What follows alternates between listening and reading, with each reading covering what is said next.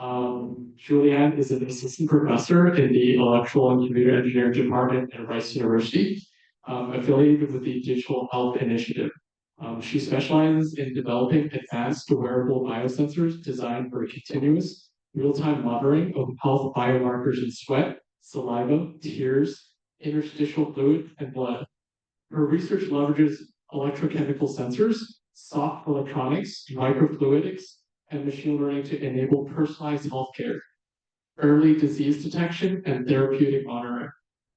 Previously, Juliane was a postdoc at Caltech and completed her PhD at the nanoengineering at UC San Diego. Recognized internationally, she's a recipient of several prestigious awards, including the Siebel Scholar, MIT Innovators Under 30, IUPAC Young Chemist Award, and Scientist A. Please welcome Juliane Sempionatto.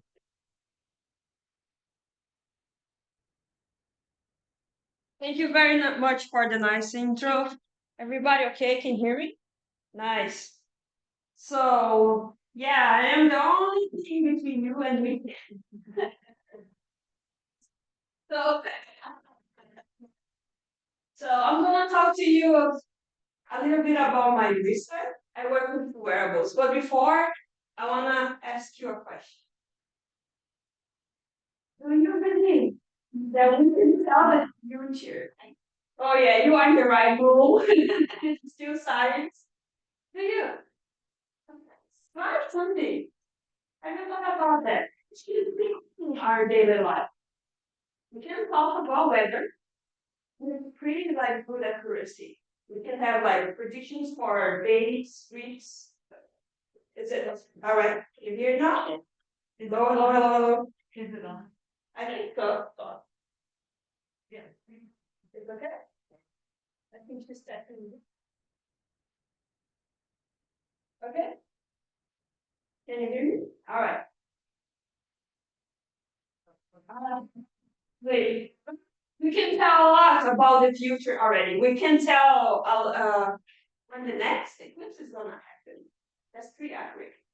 And we can tell when you're gonna see Holly again. That's going to be a while. With enough data and information we can tell the future, right? That's really exciting. Can you tell about this? What do you think is gonna be Messi, Ronaldo? So I bet no one really thought about this future already, right? Metabolic disorder. Unfortunately, it's really common. Every kid, one in every 3 kids is gonna grow up to have a metabolic disorder. It's pretty common. We always know someone who has type 2 diabetes and high triglycerides, high cholesterol.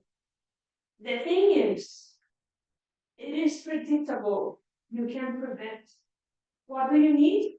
Enough data and information. So this is why our lab work with the wearable devices. Those guys here, they monitor information in real time all the time. It's a lot of data.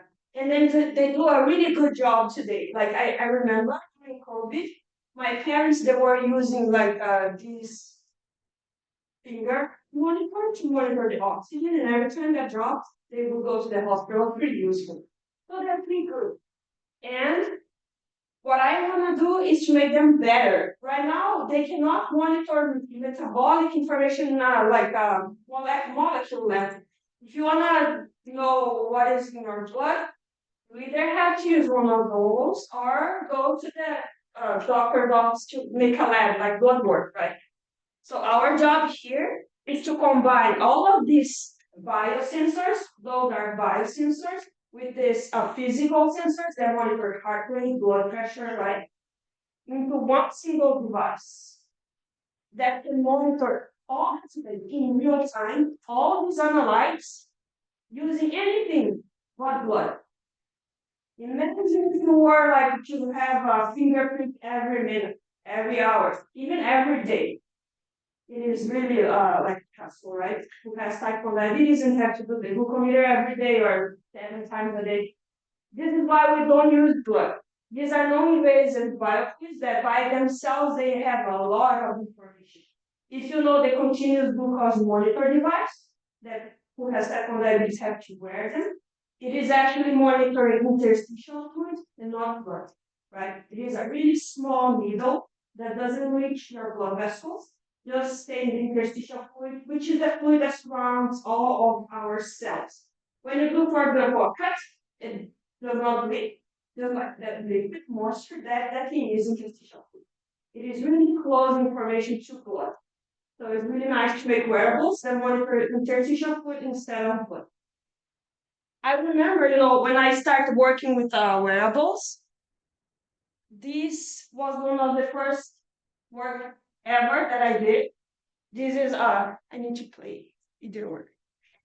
This is glasses, normal, regular glasses, where I put here in the nose bridge biosensors to monitor potassium and glucose in sweat. The head is the part of your body that mostly sweat, right? Mouth guard for the mouth, for the saliva, sorry, and then these tattoo-like devices that you just place on your skin, and then you can monitor interstitial fluid, sweat, really non-invasively. The idea is to make them low cost, so you can replace them every day. I was really excited of working with those, right? And then I was talking, for example, to my dad that he has type 2 diabetes. And then he said, but I don't mind pricking the finger, right? For him, it was not a hassle, but for them, making non-invasive, making painless is really important, right? They do care if the device is invasive or not, if you have needles involved or not. I'm just gonna give you like one example of one of the first works that I did during my PhD. I'm really proud of it. And then I continue developing this same prototype that you're gonna see. Wearables for those who really need non-invasive wearables.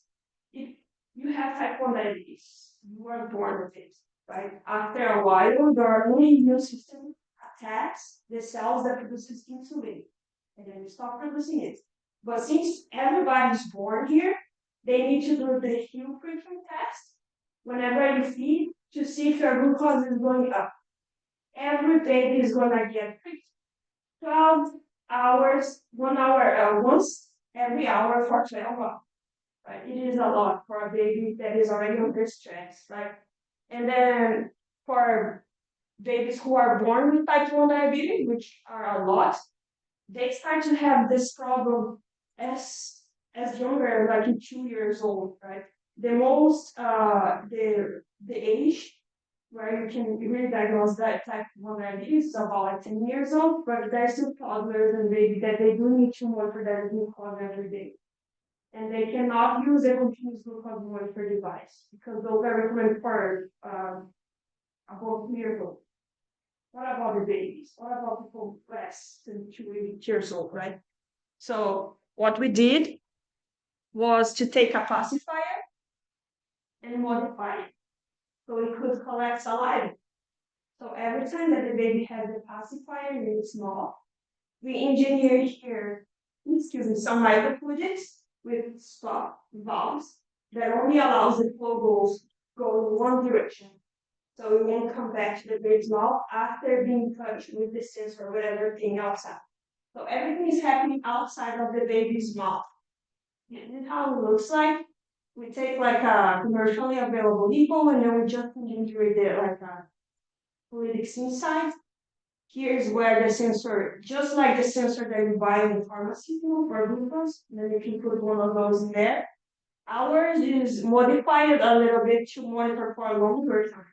Those in the pharmacy is only single time use. These ones you can use for like 8 hours and then switch for a new one. And then here is the outlets. It's like a sponge filter that soaks the saliva after it's measured. And then all electronics and everything, it is outside of the baby's mouth, right? So right now we are still using this prototype to monitor a bunch of other analytes for rare disease and then other biomarkers that clinicians all around us tell us, oh, we would like to make screening, right, of this disease, looking at this biomarker and many babies. So we could use this device like this. This is the only thing that is disposable. All the other things you can reuse. So it is pretty low cost. This is how it actually looks like. Whenever you're gonna work with a sensor, a biosensor, control is always the most important part of it. You are having a signal. Is it the signal that you're expecting? Is it really what you want to measure? In a bit, we are going to see how the sensor actually works. But here you can see the sensor without the enzyme, which gives us the signal before a meal and after a meal. So you can see here's the glucose level. When it goes down, it is increasing, and then here's after a meal, and then it goes back to the baseline. So before meal and after meal, this is correlating with the blood. So this is not to put in your head the picture of the kind of things that we do. Make things continuously monitoring in non-invasive manner, especially for babies, but also for you. You don't want to have like you use a needle inside of your body, for example. So we can use those epidermal devices that we just saw. Now let's see how it works. We saw over here, this is a current, electrical signal. How can you transform glucose, which is the analyte that we're wondering, into electrical signal, right? How the sensor works. When you have any biofluid, saliva, sweat is really complex. Complex, I mean there's many analytes, but there's only one that you want to look at. Only one. You got to remember about enzymes, right? Enzymes, they're catalysts of chemical reactions that decreases the energy so the reaction can happen. When a chemical reaction happens, you are either breaking chemical bonds or forming new bonds. What are the bonds? They're electrons, right? They're sharing electrons, and then when they break, electrons are being released. When they form, it's being consumed. So we have the enzyme, which is really specific. Remember the lock and key mechanism. When it breaks a chemical bond, it releases electrons that we can move. So this is why the signal is proportional to the amount of molecules that you are looking into the media. This happens, and then the analyte goes off, and new one goes in, and then the other one goes away, and then this is how you increase the signal. If you don't have analyte at all, there's no signal, right? Other molecules won't fit. So this is basically how you build a biosensor. When you're looking to ions, which is like small, way smaller than the other metabolites, idea is the same, but instead of enzymes, you're using a polymer that has cavities with specific size and charge of the ion, of the salt that you're looking at, sodium, potassium, chloride. They all have different sizes and charges. So only the specific size and charge can fit in here. And when you're putting charges on top of something conductive, you are changing the potential. So this is how you can monitor. The difference of potential is proportional to the concentration of your ion, your target. If it is too small, too big, or wrong charge, you won't do anything. I think this is only you're gonna learn today. Now you can understand the whole thing that we did before. After understanding this, the way to do the actual fabrication, it has to be low cost. Remember, we want to monitor a lot. We want a lot of data to be able to do precision, prevention. So we do low cost fabrication. This is like silk in the shirt. If you know, like even like using stencil to paint like some drawing with different colors is the same idea. You have a mask, and then you have your ink, which is your conductive ink, that you can put all of the things that you need for your sensing, including the enzyme, and then you have the device. It is important for it to be flexible, stretchable, conformal to the skin. It's going to be touching your body, right? So it needs to be conformal with the body itself and have like similar properties as your skin. We also use inkjet printing. It's similar to the printer in the office, but way more precise. The nozzle here is controlled by a piezoelectric transducer, and then it can print really fine lines that we can do mass fabrication of the devices. So Here is just like a, I don't know if it's, yeah, it prints pretty fast. And then we can go, if you look on one of these devices ready to go with the enzyme and everything, it's about 20 cents to fabricate. Without the electronics, but the electronics are reusable, and then you have the app, and then you can connect to the phone, and then you have the real-time tracking of the data that you're looking for. Now we are going to see how to apply the fabrication that we just saw with the principle of the enzymes and with the idea that we want to monitor continuously in real time for sweat analysis. When we talk about sweat, there are many types of sweat. We can sweat when you exercise, right? I can show you, like, I can actually induce sweat. If you are ill in a hospital bed, and then you want to monitor continuously some analytes, you cannot be doing exercise all the time. So what we do, we kind of stimulate you sweating. Like you can stimulate the urinations, right? You can also stimulate sweat coming out with some specific drugs. And then you have sweat that is in your feet, in your hands, all the time. Sweat is really, it's everywhere in your body and it's always available, right? The device doesn't really contact with the body to collect it. And then when I say in contact, you can put it there directly on the body, you can put in the textile with the clothes that you're wearing, right? Or you can integrate with the watch or other wearables that is out there. So it is really nice working with sweat because the possibilities of prototyping is really, really big. As long as it's touching your skin, we don't care. Remember, I did the glasses before, and then other things bring you're gonna see in a bit. Nice. So we know that we are working with sweat because it's easy, it's covering the body, and we can prototype it in many, many ways. I want to show you how sweat can be pushed inside of these microfluidic devices. Remember these microfluidics, like when you talk like microfluidic chips or organ on a chip, or all of these PMS devices that you need to put a pump, and then the pump pumps the flow, and then you have the inlet and all that.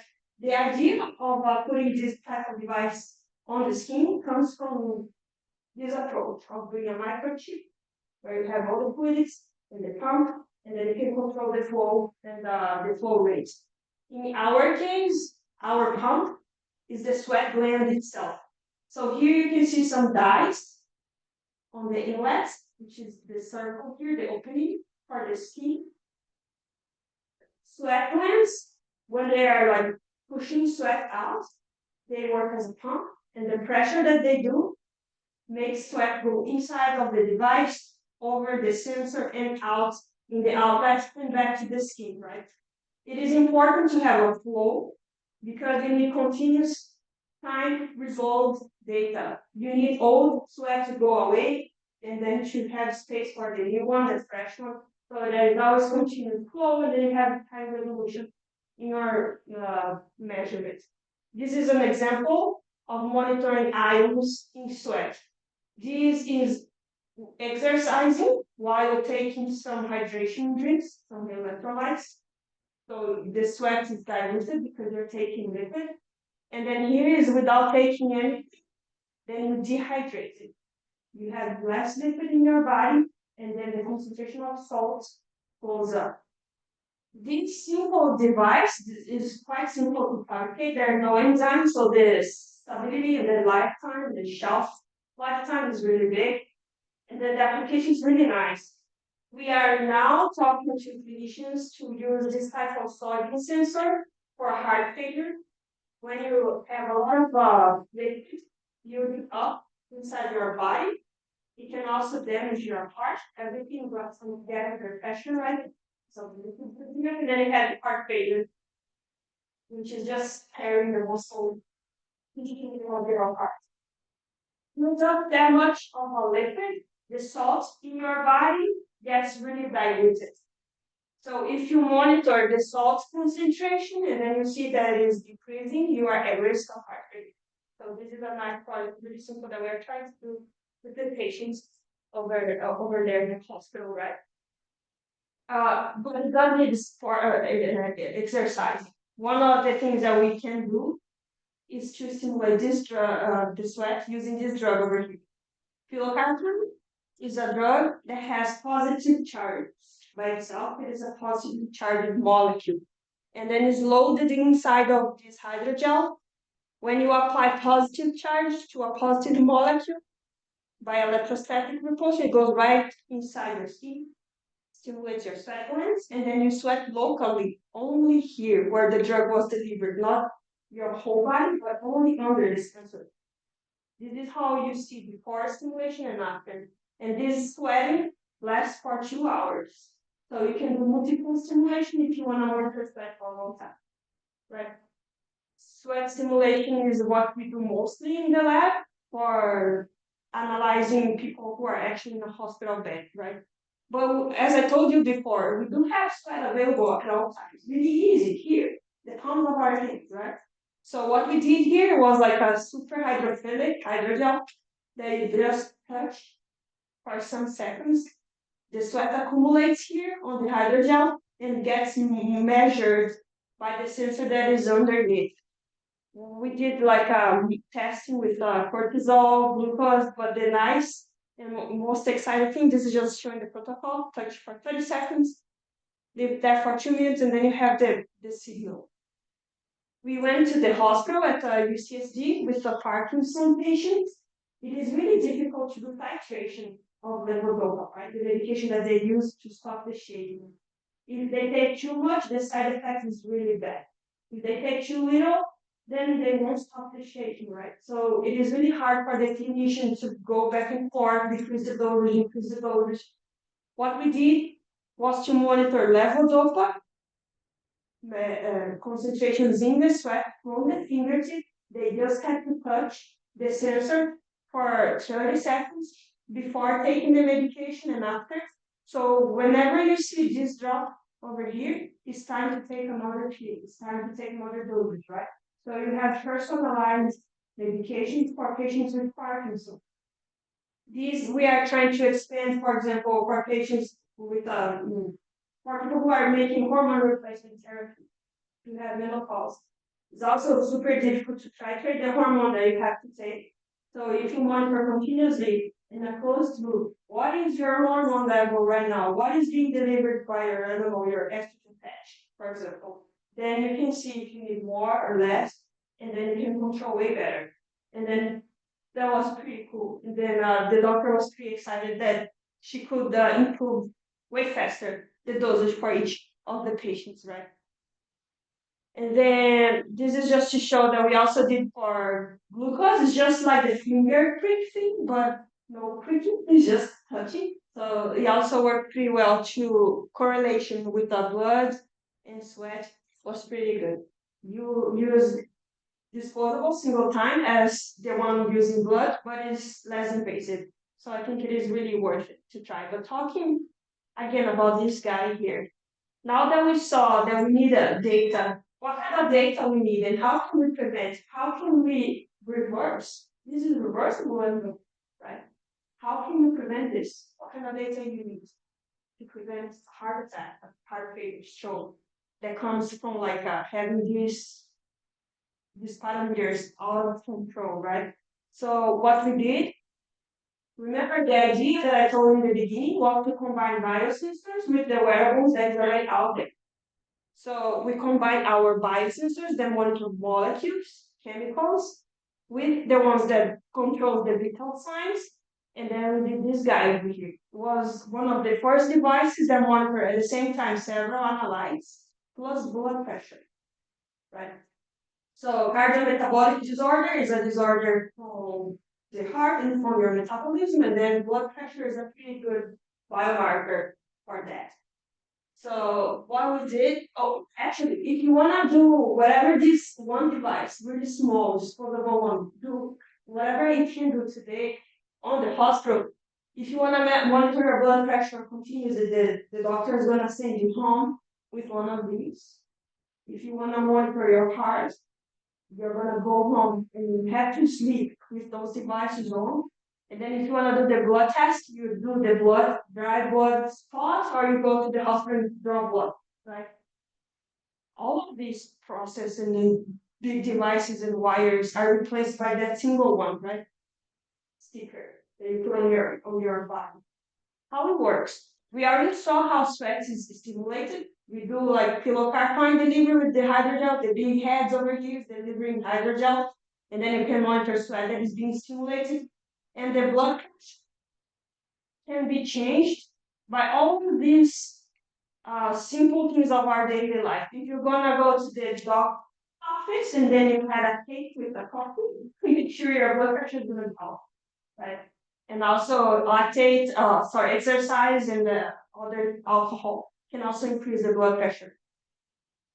How we are monitoring the blood pressure, right? It's pretty difficult to make a wearable blood pressure device. Usually what we have is the cup that increases the pressure and then monitor the pressure from the artery. We are using here an array of piezoelectric transducers. Here is the skin, and then you have to align one of this. This is for redundancy. You only need one. So you don't have to do like a mega alignment. You have an array, so you can have like some error. But you only need one transducer. A piezoelectric material is a material that when you apply current, it does mechanical deformation, and then when you do mechanical deformation, it generates current. Right? This is a piezoelectric material transducer. So what we did here, we apply a voltage to make this material to vibrate really fast. When it vibrates really fast, it generates sound in the range of ultrasound. The same ultrasound that we use to make imaging in the hospital, right? The way the image is generated is by echo of the ultrasound in different tissue densities. So whenever the ultrasound penetrates into your skin, 4 centimeters down into your skin, it reaches the artery, and the echo bounces back, and then you are applying voltage, making the device vibrate. When you receive back vibration or sound, the device vibration. This is like receiver and transducer at the same time. You apply current, make it move, and then you make it move very quickly. Right? So this is how we monitor the echo that is coming back. But the artery, it is not stationary like that. It opens and closes with your blood flow. Right. So the echo of your artery, when it's extended, is going to be shifted from the initial position that you had. So when you plot the shift of the echo signals over here, you're going to have the blood pressure waveform, which is pretty cool and precise. It's difficult to have this type of curve with the cup, for example, which is like a single point monitoring. And then you have so many more information with the curve itself, with just looking into the value and then the blood higher and lower blood pressure, right? So this is how we are monitoring blood pressure using piezoelectric transducers with changing the area of the artery. And then we have like some algorithms that transduce that. You need calibration, 1 point calibration with the cup, and then you can continue monitoring blood pressure later. This is just to show, remember I said in the beginning that the device needs to be conformal to the skin because you move and then the skin really relaxes. And then it needs to be compliant. Even though the piezoelectric is solid, rigid, it doesn't impair the movement at all of the skin. This is just gonna show you like this is the first version of the prototype where the device is connected with wires to the wave generator. Right now, the device is completely wireless with a small kind of a watch size thing as the electronics that you can wear, right? So this is an example of what you would see if a person would do exercise and then you are monitoring their lactate levels in sweat at the same time as their blood pressure. So in the beginning, the blood pressure is small. And then when the lactate increases, because you're increasing the intensity of your exercise, you're going from aerobic to anaerobic respiration here. High intensity exercise, blood pressure increases a lot. And then it goes down the cool down. The same happens when you have alcohol, for example, with a meal. See how the blood pressure changes. It is slightly, but if your blood pressure is already elevated and then it changes slightly, then it can be there, right? So this is why it is important, even if you don't have a comorbidity, like that you understand and know how your blood pressure changes with this or that and how much. Right. So I'm just showing you all of this because if you can monitor all of these at the same time, is your glucose high? Is your blood pressure going too much, like past the normal? So you should be aware that you are at risk of metabolic disorder, right? And then you can take something like some life changes to reverse that. Even if you already like have some type 2 diabetes or high blood pressure, you can reverse. And then that kind of wearable can help you visualize that whatever you're doing is helping, is working, right? So it is motivates you to continue. And then, oh, sorry. Here's just to show you like all the data. We always do validation with whatever like a commercially available device that we have, even coffee, glucose, alcohol, lactate, how the signal looks like. We are moving a lot, so sometimes we lose resolution of the waveform, but overall it's pretty good. All right. So in the next generation of this device, we are adding also cholesterol and triglycerides into the sensor. And then you can even better monitor the high cholesterol, high triglyceride, high blood pressure, high glucose, all of this together to prevent metabolic disorder. We just submit this paper, I think, last week, and then I hope it's like and nice accepted. So, but it's a cool paper. And then this is one of the last things. Maybe I have time, and then I'm gonna talk to you guys. This is a ring-like device to monitor sweat in the palm of your hand. The hand sweats all the time. Imagine if you held that sweat, if you do stimulation of sweat in the hands. So you have even more volume of sweat to play with. And then we can do devices that are small enough to integrate into rings, for example, right? And then in this case, we were monitoring hormone levels. These are two volunteers doing 2 menstrual cycles. And then we were monitoring hormones in their sweat using the device that you just saw. Here it compares sweat with blood and urine. And then you can see this is the theoretical, like how they fluctuate, estradiol and LH. We are monitoring only estradiol, and then you see 2 peaks in every cycle for the 2 volunteers over here. Right now in our lab today, we are doing a small trial based on that device where we took whatever I remember commercially available validation that I can take. These are devices that can monitor your hormone in the urine. And then we are also monitoring glucose and temperature, everything available commercially, what you can do, and then what kind of data can you have after, right? This is tracking all of the 3 hormones at the same time. This is the only one that is FDA approved, commercially available. And the idea is to monitor 2 menstrual cycles, but at the same time, we are collecting saliva, blood, and sweat samples to compare our performance with the blood and with the commercially available sensor, and we are doing cognition tests. Have you ever noticed, for example, that depending on the menstrual cycle period that you are, your brain kind of like works differently, your moods change. If you are in the beginning of the menstrual cycle, like teenager, for example, that is more evident.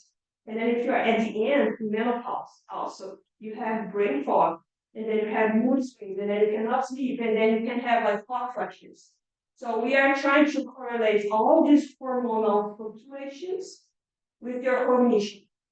And then we are going to get chemical data from our sensors, plus these other wearables and everything available commercially, and then we can do correlation. What hormone for you changes when you are at your worst, mentally, cognition-wise, right? And then what we can do, we can improve, for example, hormone therapy. Or you can just be aware, like, oh yeah, next week I'm gonna do that.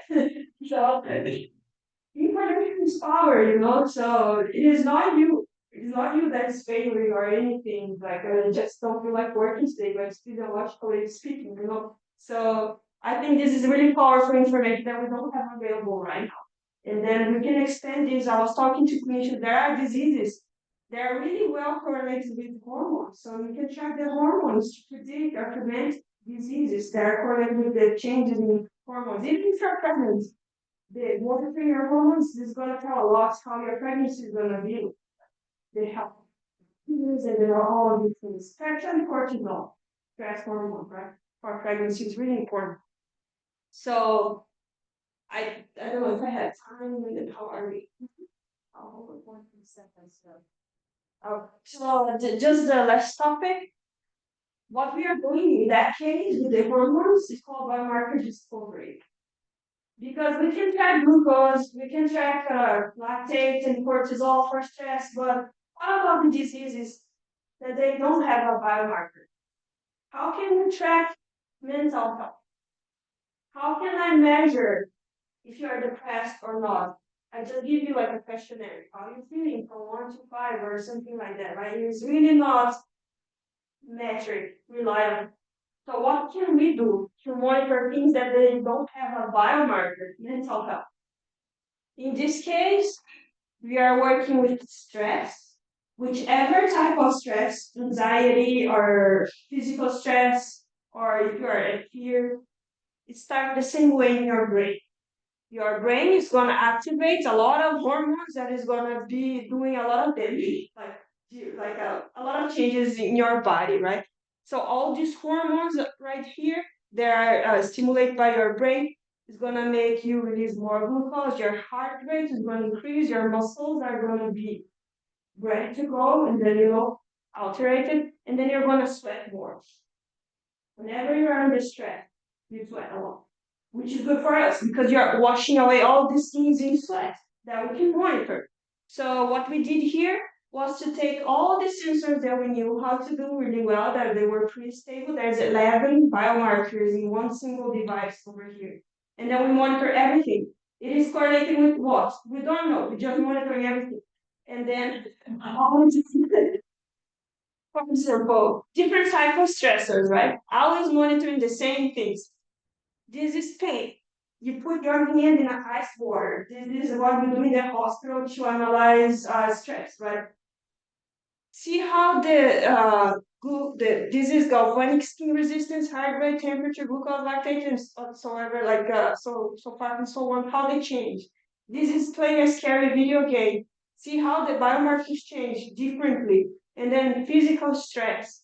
So you can actually, the number doesn't matter, but the profile, you can correlate how the changes are happening, where the like onset, the slope, or the peak is with the type of stressor, so you can classify. You can now classify. If you have a lot of like data to train under different types of stressors, you can actually classify the stress that you are dealing with. It is really important for postpartum women, for example, and then we are using this for doing something with people that have addiction, right, of drugs, and then how to understand or treat addiction, what changes. We don't know what changes, so measure everything, and then see if you can find correlation, if you can predict, and then if you can have like a biomarker discovery like available for you right there. So yeah, that is the idea with the chemical, the wearables that we do, is to monitor in real time, all the time, a bunch of information, so eventually we can tell the future. My dream, like the shot to the moon from my research, is to be able to tell, oh, in 2 days you're going to have a stroke. Imagine how horrible that is. Don't you want to know? Like, what if I tell you, like, a month from now, you feel like having a heart attack? There are some players that they have heart attack bleed again, you don't know. What if they could touch? You know, what if they could know? Just by monitoring the biomarkers. That's stuff that we can look into that represents like a heart attack. There's other stuff we can look into that indicates that you're about to have the episode. It's really helpful for people who suffer from epilepsy when they're going to have the next seizure, right? And then maybe you can have a better normal life, drive, take care of your children, and then get the street by yourself. So that's all that I have for you, and thank you so much for your attention.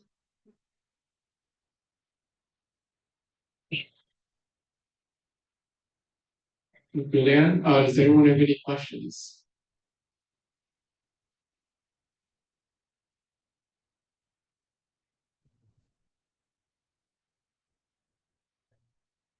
Thank you so much for the talk. I wanted to ask about the potential for latency for certain biomarkers if we're measuring it in blood versus sweat. Maybe some things take longer to show up in certain bodily fluids. It helps plays into your design, maybe the role of data. Yes, that is always a really important parameter that you need to consider. If you're using sweat, saliva, or tears, they all have different partitioning mechanisms. Everything that you look into starts from the blood, then goes through the vessel walls of the blood vessel walls to the interstitial fluid. From the interstitial fluid, it goes to the sweat glands, and from the sweat glands outside. That takes a time, right? So whenever you take a food, for example, it's going to take about 10 or 20 minutes to show up in blood, and then another 20 minutes to show up in sweat. So you always need to be aware that even though you're monitoring in real time, there are this time lag. And then you just need to know what is the time lag, and then you can do predictions and preventions and all stuff. But it's really important information to also how long does the sensor take to read the signal, right? And then you have to add, and then you add and add. For the microfluidic devices, how long it takes for the microfluids to be filled with sweat? Then it's more time. Like there is also limitations in this part, even though it's real-time monitoring, it's not real-time correlated with your blood. But if you know, I don't think that would be like huge problem. A good question.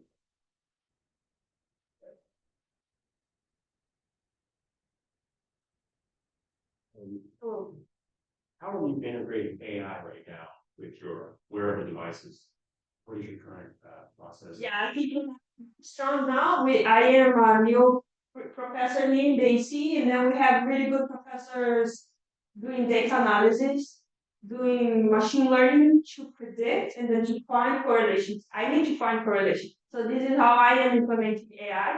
I just feed the model with a bunch of data, and then I say, okay, there's correlation between those analytes and this disease. For example, or stage of disease is more for correlation prediction.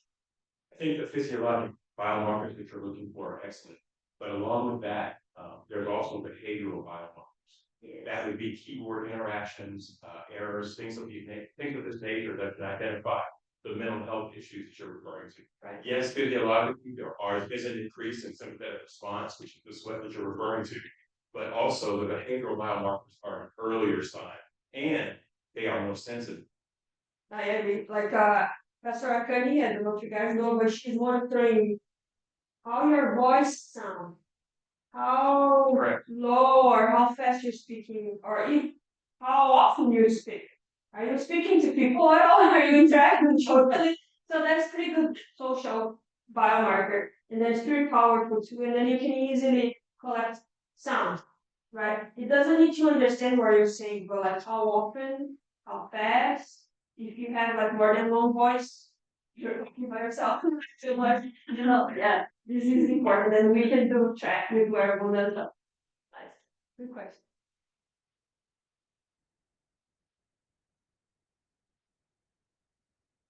I'd like your take on women's health and using these wearables to improve that. I have a question on kind of the limitations that it would be if a woman is pregnant. Would you be able to distinguish between the mother or the fetus or fetuses? Nice. So we do a lot of things to correlate both mom and the fetus. For the wearable ultrasound, you can actually monitor the Doppler effect from the umbilical cord, so you can see how the flow is flowing. If you put the wearable in the belly, you can actually see the flow in the umbilical cord. So that is umbilical cord, and you know that is the baby, not the mom. But like chemically speaking, we now have like a really super interesting project that we just submit like for the grant. They want to understand if the guts microbiome influences the development of the brain. The gut from the mom when she's pregnant and after feeding, when the baby is born, if their gut microbiome development interferes with the brain. So there's so close correlation, right? But you can distinguish, and also you don't have to, because whatever mom is like having as a food is going to be passing through like milk and breastfeeding, and then it's going to influence the big microbiome, the environment, the bacteria, and all of this stuff. it is nice to separate, but it's also pretty cool to look at them together too. So yeah, that is nice. And it's something that we are really looking to. Baby and mom to separate, how correlate is all about correlation. Nice.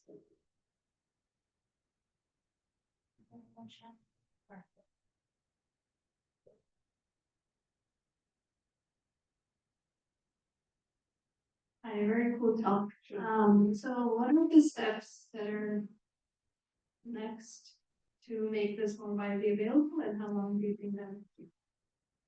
Nice. What we are doing now is interacting a lot with the clinicians to see what are the real needs. So our job is to make a sensor that can read whatever weird molecule that you guys want. You know, like, oh yeah, I never heard of this molecule. All right, I need to make that now a chemical sensor that can monitor that thing. Well, like to make it commercially available and everybody can use, stability is the key now, right? Even the continuous glucose monitor, it lasts only 2 weeks on your body. And then what about the storage and stability that we are studying right now? We have like 3 weeks and then it's already declining. So how to make it last longer so you can check it out and then people can buy more like stability, I would say. Even storage or doing like monitoring is the bottleneck for it. I have one more question. So, how do you make sure that the user is aware if there are any malfunctions or anything wrong with the device? That is the idea, right? You need to build in like this type of fail features. If then I like redundancy. There is like more than one sensor monitoring the same thing. And maybe probably in different places would be ideal, but redundancy. That's it.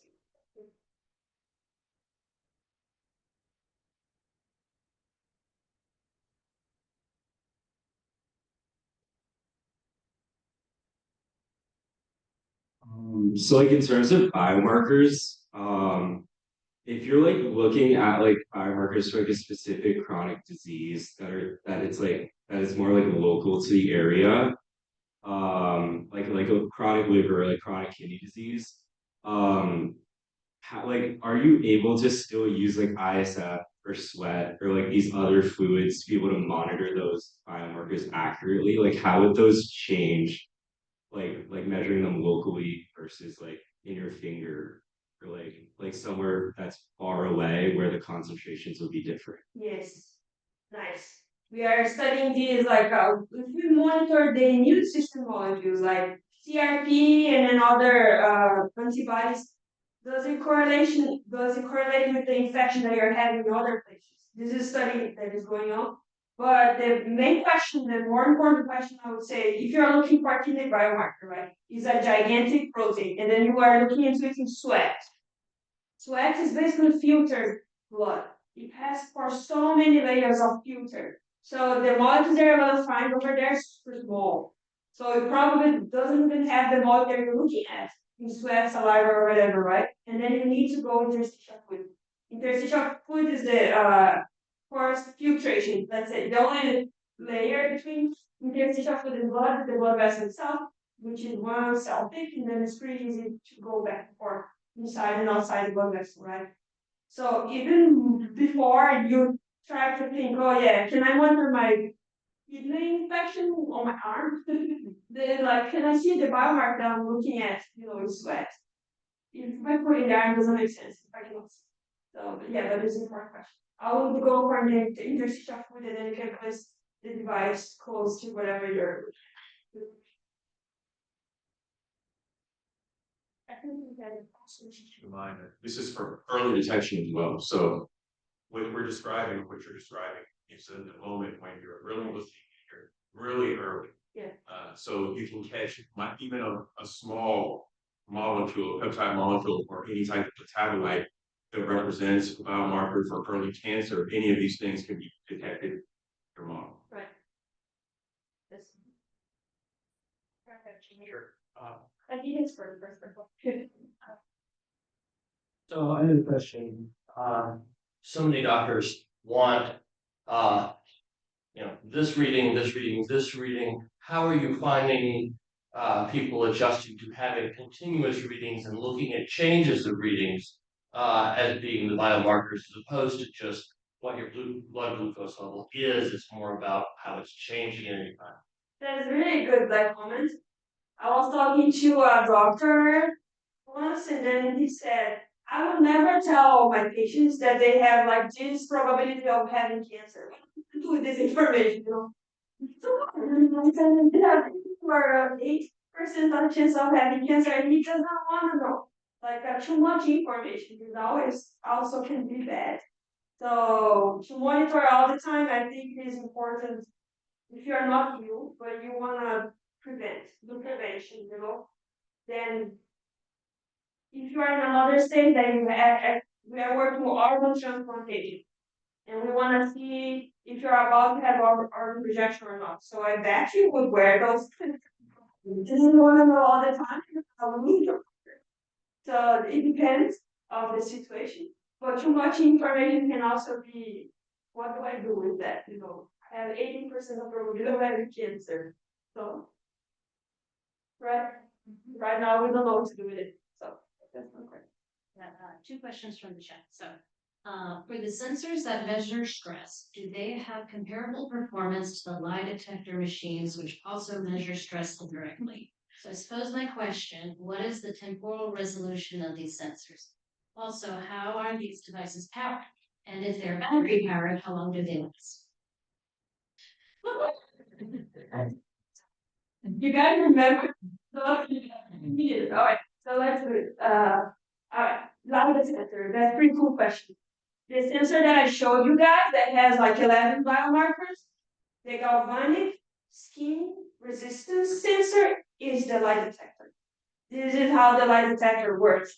When you are stressed or if you're lying, you're sweating, right? And then you're trying to hide, and then this is what the lie detector do. It measures the resistance of your skin. If you are sweating, the resistance is going to decrease because sweat has salt, and then now you have a better connectivity with the sensor and your skin. So yes, for the first question, and then we have it on the sensor for this video. And then I forgot everything. How long did they last? Nice. So the battery now is also an ongoing research because it's wearable, then it should be powered at all times. One of the fields of research that we do have in wearables is how to harvest energy from your own body, from motion. Remember the piezoelectric thing that I told you? If you move, you generate electricity. If you do triangle electricity, and then you do like that, and then you generate static electricity. So there's a lot of much chemical electricity. When you break the chemical ones, you release electrons, and then you can harvest electricity power, whatever, you know. So there's a lot of strategy to harvest power. But right now we are using the small PCBs that uses either like the coin battery or those like 3 volts, right? 3 volts. There. The power is enough for at least the whole day. Are there any more questions? I can ask maybe two, since we have 5 minutes. Well, can you maybe describe some practical challenges implementing these sensors in real life? For example, maybe there's some situations where environmental variables like temperature, human variables like sweat rate or affect, for example, like Yeah, there challenges. So if you put anything on your body, it's overrated. You move. You know, if you're using sweat with microfluidics, it's gonna make a lot of bubbles. You can have a really nice flow inside of the fluidics, but you move like that and it burns everything out. Now you don't have anything to measure from. So movement is like one of the biggest challenge. Working with other biofluids. Saliva is pretty nice. It's pretty cool. There's a bunch of like big molecules in saliva. But do you wanna stay with the sensor inside of your mouth all the time? You know, like how? And then we do have like those aligners, and then we can do electronics inside our mouth. And we're like, this is one of the challenges. How to make it wearable?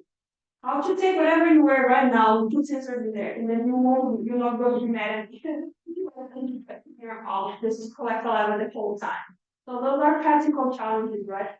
And then other things is like your sweat, my sweat, they're different. It depends on whatever food you have. If you're taking medication, and then it might interfere with So you do have to do personalized calibrations. Right now, at the stage we are, I need to take your sweat and then calculate all the signal changes in your sweat and then put the sensor in. So this is a practical limitation right now. How to do it universally, calibrated to everybody, then have less accuracy, which is not bad. As we show you, if you see trends of stuff going up and down, it's also really good value information. Cool. And one last question. So this is a fun one. So we're chatting here to just talk about how we can actually fabricate our own sensors in our own kitchens. And Julianne is actually teaching a class on fabricating these. So I thought it was super cool. So could you like briefly and conceptually describe the steps that you'll need to make one at home? Sure. I'm teaching a class for undergrads. I teach them how the concept of all the enzymes, things, and calculations they have to do. Then they go into my lab. They do the screen printing, put the enzyme on top, measure the calibration in the benchtop, and at the end of the course, they're going to do lactate. Lactate tells you about your fitness level. So we're going to see who is more fitness. They take the sensor that they did during the whole class, putting their arm over here, and then by the lab. And then the way that you could do in your own house, for example, pH is really important information for so many things. But saliva pH tells you a lot about the health of your mouth. And then it can also tells you information about your health in general. You can do those solutions that changes color that everybody do like beats and then all of the things, and then put your saliva there, see what color stays there. If you are like a vegan, if you are a vegetarian, or if you eat like vegetarian, like foods, your pH in your mouth is different. If you just exercise, or if you didn't drink much water, your pH is going to be different. So it is so simple thing that you just can monitor the pH of your saliva. If you can collect your sweat at like a good amount of sweat, and also see the pH of sweat, then you're gonna see that when you exercise, pH goes super low, right? It's pretty acidic actually when you do exercise. A lot of lactate. Lactate is lactic acid going out of your body. So then there are many other things that you could do from just analyze your urine, your saliva, and all of these things. Color changes, basically stuff that we see. Thank you. Let's thank Julianne.